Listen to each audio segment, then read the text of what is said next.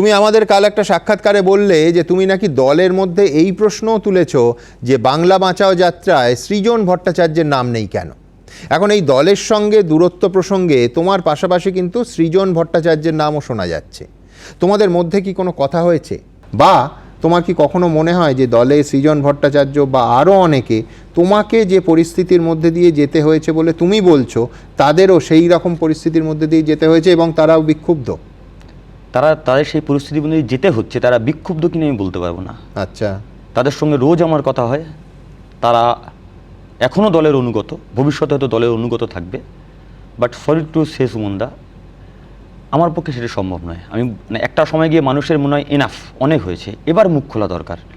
প্রথমে দলের অভ্যন্তরে মুখ খুলেছি, আমি তো মুখ দলের অভ্যন্তরে আগেই খুলেছি। আমি 1-to-1 গিয়ে সেলিমদাকে জানিয়েছি, শ্রমিকদাকে জানিয়েছি, রতনদাকে জানিয়েছি, সুজনদাকেও জানিয়েছি, শ্রীদীপ ভট্টাচার্যকেও জানিয়েছি, যারা আমাদের জেলার দায়িত্ব। শুরাও হয়নি, শেষমেশ বাধ্য হয়ে এই কঠিন সিদ্ধান্ত আমার নিতে হয়েছে। বেশ, ও আমার খুব ভালো বন্ধু। বন্ধু প্রতিকূরকে নিয়ে অনেক সুখস্মৃতি আছে আমার। ও যদি পার্টির ভিতরে কথা বলতে চায় তাহলে আমার ধারণা পার্টিতে ওর কথা শোনার মানুষ আছেন।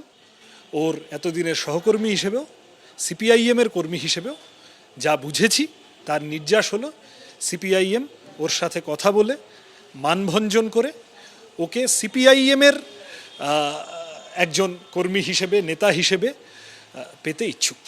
ওকে কমরেড প্রতিকূর বলে ডাকতে পারার আরেকটা সুযোগ ও যদি দেয় তাহলে আমার থেকে খুশি আর কেউ হবে না। এবার আমি আলাদা করে তোমার দুটো প্রশ্নে আসব। এক, দলের মধ্যে প্রশ্ন করার অধিকার, এবং দুই, লবিবাজি বা গোষ্ঠীদ্বন্দ্ব। প্রশ্নের প্রসঙ্গে আমি বাইরে থেকে যতটা জানি, ডেমোক্রেটিক সেন্ট্রালিজম বা গণতান্ত্রিক কেন্দ্রিকতার নীতি সমস্ত কমিউনিস্ট পার্টিতে মেনে চলা হয়। মার্ক্সবাদী লেনিনবাদী পার্টি বলে freedom of discussion, unity of action, অর্থাৎ তর্ক বা প্রশ্ন ততক্ষণই চলবে যতক্ষণ না ভোটাভুটি হয়ে কোনো সিদ্ধান্ত গৃহীত হচ্ছে। তুমি কি সিদ্ধান্ত গ্রহণের পর কোনো প্রশ্ন করতে গেছিলে? না, আগে।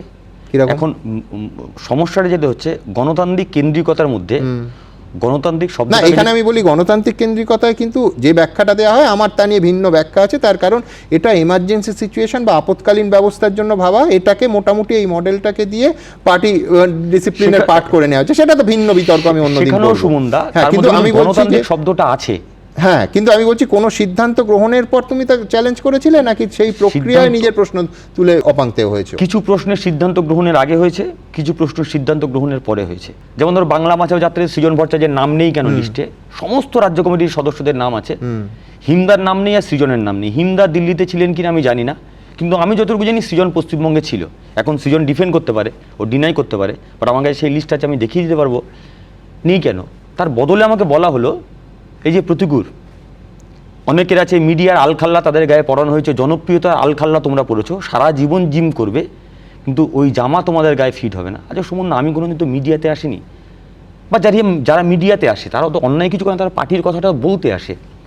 আর তোমার মানে আমি বলছি যে লাইমলাইটে আসা বা সংবাদ মাধ্যমের প্রচারের আলোয় আসা তোমার হচ্ছে লোকসভার প্রার্থী হওয়ার পর। তার আগে তুমি তো সেইভাবে প্যানেলিস্টও না, কোনোদিনই ছিলেন না। আসিনি আমি, আমার ডায়মন্ড হারবার বাড়ি, আমার আসতে সময় লাগে।